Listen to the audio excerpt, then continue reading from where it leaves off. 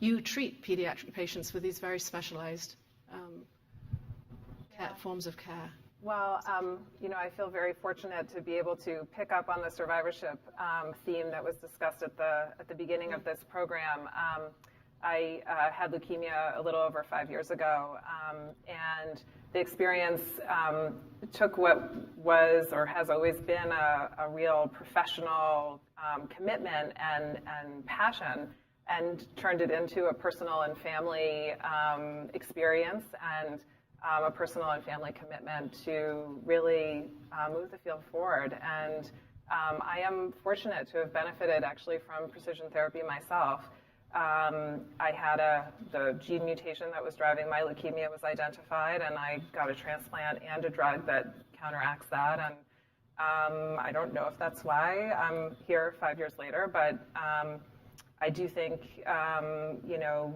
we need to continue to make this sort of progress in precision oncology and change that triangle. Is that what you said? Right. From a small triangle, make the numbers of patients who benefit larger and larger. Invert the pyramid again.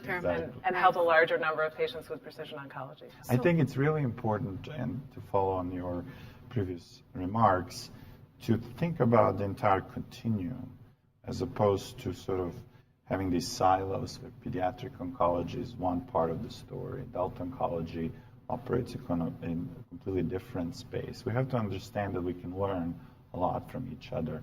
I have spent almost 10 years studying one genetic alteration, a gene called PIK3CA.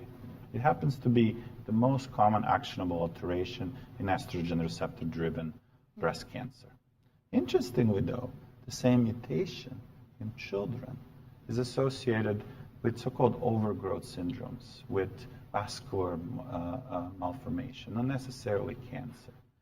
All of a sudden, by looking at the two and realizing how and why the same event causes two different disorders, this is fundamentally a sort of beautiful way to start learning from each other and gain insight to adults. Exactly, you can study one disease in children and actually learn, wow, is it the context that matters? Is it that in adults, it's not just this mutation, it's other mutations? Is it the timing that matters? When does the mutation get turned on? So this is how we can actually learn from each other, and we can understand these complexities better. I want to go back